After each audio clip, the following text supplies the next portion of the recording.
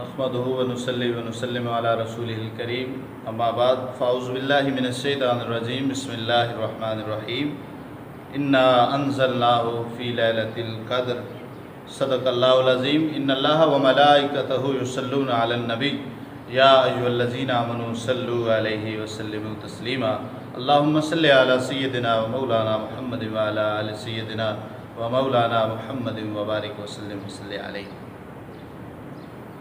لیلۃ القدر کے حوالے سے قرآن مجید میں پوری ایک سورہ مبارکہ اللہ رب العزت نے نازل فرمائی، جس سورہ مبارکہ کا نام بھی القدر ہے۔ ارشاد فرمایا انا انزلناہ فی لیلۃ القدر، بے شک ہم نے اس قرآن کو اتارا ہے شب قدر میں۔ وما ادراک ما لیلۃ القدر، انداز اور اسلوب بیان پہ قربان ہو جائیے۔ اللہ رب العزت نے خود سوال کرتے ہوئے ارشاد فرمایا وما ادراک ما لیلۃ القدر، اور آپ کیا جانتے ہیں کہ شب قدر کیا ہے؟ شب قدر کی حقیقت کا اصل اور حقیقی علم آپ کو کیا ہے؟ آپ کیا جانتے ہیں کہ لیلۃ القدر کیا ہے؟ میرے رب نے خود اس کا جواب ارشاد فرمایا لیلۃ القدر خیر من الف شہر، کہ شب قدر 1000 مہینوں سے بہتر ہے۔ پھر اس کی بہتری کی وجہ بھی بیان فرمائی کہ یہ بہتر کیوں ہے۔ تنزل الملائکۃ والروح فیہا باذن ربہم، کیونکہ اس کے اترتے ہیں فرشتے اور روح القدس اپنے رب کے حکم سے اس رات اترتے ہیں۔ من کل امر، یہ امر خیر کے لیے، ہر امر خیر کے لیے۔ سلام ہی حتی مطلع الفجر، یہ رات سراسر امن و سلامتی ہے، یہ رہتی ہے طلوع فجر تک۔ یہاں اللہ رب العزت نے بیان فرمایا کہ ہم نے قرآن کو لیلۃ القدر میں نازل فرمایا، اور یہی وہ مبارک رات ہے جس کے متعلق سورہ دخان میں بھی میرے رب نے ارشاد فرمایا انا انزلناہ فی لیلۃ مبارکہ، بے شک ہم نے اتارا ہے اسے بابرکت رات میں۔ اس سے مراد لیلۃ القدر ہے جو رمضان المبارک کی ایک رات ہے، جیسا کہ ارشاد باری تعالیٰ شہر رمضان الذی انزل فیہ القرآن ھدی للناس، کہ ماہ رمضان المبارک یہ وہ مہینہ ہے جس میں اتارا گیا ہے قرآن مجید۔ اب اس میں یہ دیکھنا ہے کہ قرآن مجید تو بتدریجاً آہستہ آہستہ ہو کر 1-2 آیات چند صورتیں ضرورت کے مطابق نازل ہوتا رہا، جبکہ قرآن یہ فرما رہا ہے کہ لیلۃ القدر میں قرآن کو نازل کیا گیا ہے، تو اس کا مفہوم کیا سمجھ آئے گا؟ رئیس المفسرین حضرت عبداللہ ابن عباس رضی اللہ تعالیٰ عنہما وہ فرماتے ہیں، اور اس کی پوری مفہوم اور اس کا سمجھ اور فہم ہمیں عطا فرماتے ہوئے ارشاد فرماتے ہیں حضرت عبداللہ ابن عباس کہ پورا قرآن مجید یک بارگی 30 کے 30 پارے ایک ہی مرتبہ سب سے پہلے لوح محفوظ سے آسمان دنیا پر بیت العزا کے مقام پہ نازل ہوئی، اور یہ قرآن مجید رمضان المبارک میں پورا لوح محفوظ سے یہ بیت العزا مقام پر نازل ہو گیا۔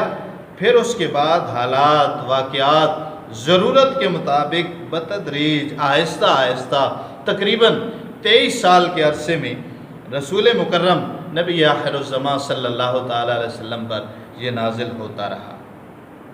اور اس لیلۃ القدر عطا کرنے کی وجہ بھی میرے آقا نے بیان فرمائی ہے۔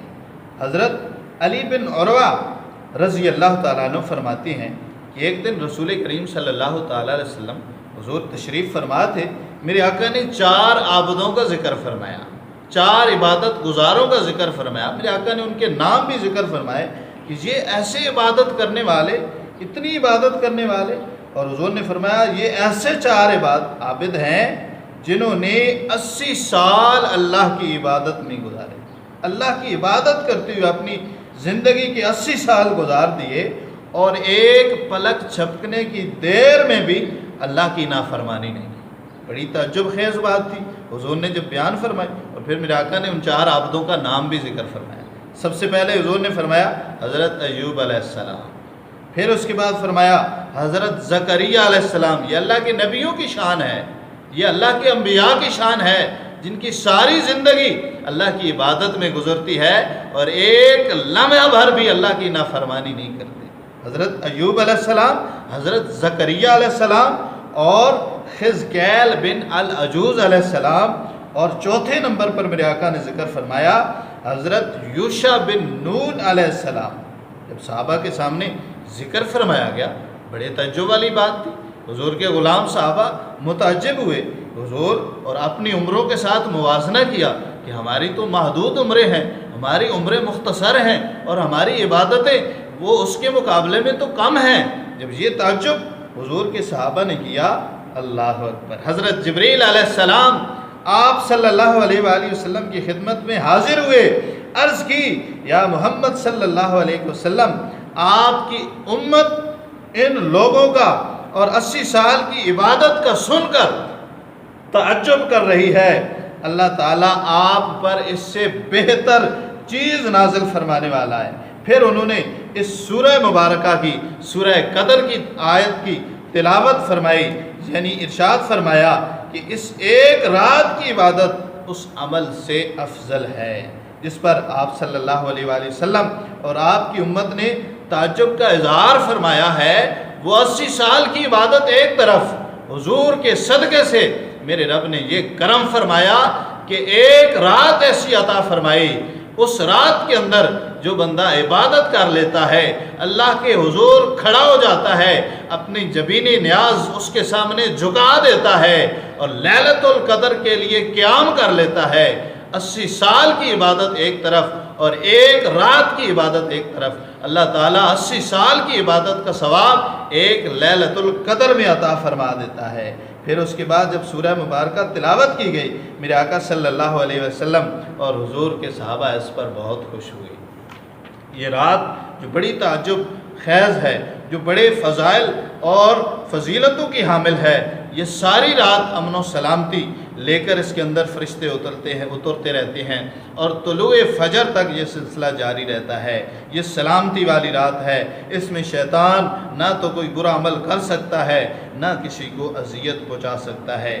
اور اس رات کے اندر جو بندہ اللہ کے حضور حاضر ہو جاتا ہے، حضرت سیدہ عائشہ صدیقہ رضی اللہ تعالیٰ عنہ ام المومنین حضور کی بارگاہ میں عرض کرتی ہیں، میرے آقا اگر ہمیں لیلۃ القدر میسر آ جائے، اگر لیلۃ القدر کو ہم پا لیں، میرے آقا ہم کون سی دعا کریں، کون سی دعا اللہ کے سامنے حاضر کریں؟ اللہ اکبر، میرے آقا صلی اللہ علیہ وآلہ وسلم نے، حضور نے ارشاد فرمایا، عائشہ اگر آپ لیلۃ القدر کو پا لیں تو یہ دعا کیا کریں، اللہم انکا عفو کریم تحب العفو فاعف عنی۔ اللہ سے معافی مانگیں، اللہ سے معافی مانگیں، اور یہ جملے کہہ کر اللہ کی بارگاہ سے دعا مانگیں، میرا رب تو معافی کو پسند کرتا ہے، مجھے معاف کر دے۔ اپنی معافی کا مطالبہ اللہ سے کریں، چونکہ اس رات جو بندہ اپنے گناہوں کی معافی مانگ لیتا ہے، سب سے بڑا اجر اسی کے لیے ہے۔ حضرت عبادہ بن صامت رضی اللہ تعالیٰ عنہ آپ بیان فرماتے ہیں، رسول اللہ صلی اللہ علیہ وآلہ وسلم نے ارشاد فرمایا کہ یہ رات رمضان شریف کی آخری طاق راتوں کے اندر ہے، جو شخص اللہ کی رضا اور خوشنودی کے لیے اس میں قیام کرتا ہے، اس کے اگلے پچھلے گناہوں کو معاف کر دیا جاتا ہے۔ اس رات کی نشانیاں بھی بیان کر فرمائی گئی ہیں، اور اس رات کو متعین نہیں کیا گیا، اس میں بھی بے شمار حکمتیں ہیں۔ میرے آقا صلی اللہ علیہ وآلہ وسلم نے آخری طاق راتوں میں اس کو ڈھونڈنے کا حضور نے ایک حکم ارشاد فرمایا ہے۔ اس کو متعین نہ کرنا امت کے لیے ایک بہت بڑی حکمت ہے کہ اگر اس کو متعین کر دیا جاتا، اگر یہ بتا دیا جاتا کہ ہاں یہ ایک رات 27ویں رات ہی بالفرض یہ لیلۃ القدر ہے، تو جو اس میں عبادت کرتا وہ تو فیض پا جاتا، جو اس کے اندر قیام کرتا وہ تو اجر پا جاتا۔ لیکن اگر متعین ہونے کے باوجود، امت کو مطلع ہونے کے باوجود، امت کے ہر فرد کو پتہ ہونے کے باوجود، اگر اس رات بھی جو بندہ غفلت میں گزار دیتا، وہ شخص ہمیشہ کے لیے محروم ہو جاتا۔ اس لیے اس کو متعین نہیں کیا گیا۔ اس کی نشانیوں کے متعلق میرے آقا نے بے شمار باتیں بیان فرمائی، چند ایک ذکر کر دی جاتی ہیں۔ اس رات کی نشانی یہ ہے کہ یہ رات بالکل صاف ہوگی، یہ رات روشن ہوتی ہے۔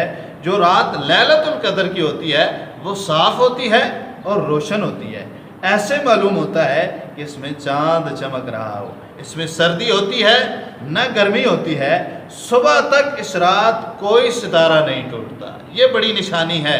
آپ دیکھیں، جس رات آپ کو کوئی ستارہ ٹوٹتا ہوا نظر نہ آئے، آپ سمجھ لیں کہ وہی رات لیلۃ القدر ہے۔ یہ اس کی نشانیوں میں بیان اور اس کی ایک نشانی یہ بھی ہے کہ صبح جب سورج طلوع ہوتا ہے تو اس کی شعائیں تیز نہیں ہوتی بلکہ 14ویں رات کے چاند کی مثل ہوتی ہیں۔ اس دن سورج کے ساتھ شیطان نہیں نکلتا۔ اس حدیث کو حسن صحیح بیان فرمایا گیا ہے۔ اس رات کی نشانیوں میں ایک بڑی نشانی یہ بھی بیان کی گئی کہ یہ رات بڑی پرسکون ہوتی ہے۔ عام طور پر مختلف جانور آوازیں نکالتے ہیں، رات میں گیدڑ آوازیں نکالتے ہیں، رات میں کتوں کی بھونکنے کی آواز آتی ہے۔ صوفیاء کرام کا عمل یہ بھی بیان فرمایا گیا ہے کہ اس رات آپ کو کسی کتے بھونکنے کی آواز نہیں آئے گی، اس رات میں کسی شور اور کسی غل کی آواز نہیں آئے گی، اس رات کسی گیدڑ کے چیخنے کی آواز نہیں آئے گی، یہ رات پرسکون ہوگی۔ جب اتنی بڑی نشانیاں میں بیان فرما دی گئی ہیں، جب اس رات کو تلاش کرنے کے لیے آسان طریقے بیان فرما دیے تو ہمیں کوشش کرنی چاہیے۔ یہ موقع پھر نہیں آئے گا، یہ لیلۃ القدر پھر 1 سال کے بعد ہمارے پاس آئے گی، اس لیے اللہ نے موقع عطا فرمایا ہے۔ وقت کو غنیمت جانتے ہوئے یہ لیلۃ القدر ایک رات جو 1000 مہینوں سے افضل ہے، اس میں اللہ کے حضور کھڑے ہو کر اپنے گناہوں کی معافی مانگیں، اللہ کے حضور کھڑے ہو کر توبہ استغفار کیجئے، کیونکہ اس رات اللہ کی رحمت بندے کی بالکل قریب ہوتی ہے۔ اس لیے ہمیں کوشش کرنی چاہیے اس لیلۃ القدر کو ضائع نہ ہونے دیں، جتنا ہو سکتا ہے اپنی قضا نمازیں پڑھنے کا اہتمام کریں، صلاۃ و تسبیح پڑھنے کا اہتمام کریں، اور اس کے ساتھ ساتھ قرآن مجید کی تلاوت کریں۔ یہ ساری رات اللہ کے حضور سجدوں میں گزاریں، پھر انشاءاللہ یہ فیض آپ کو نصیب ہو جائے گا۔ اللہ ہم سب کو لیلۃ القدر کے لیے جستجو، محنت اور کوشش کرنے کی توفیق عطا فرمائے، آمین بجاہ النبی۔ پلیز ہمارے اسلامک چینل سبحان ٹی وی 92 کو سبسکرائب ضرور کریں۔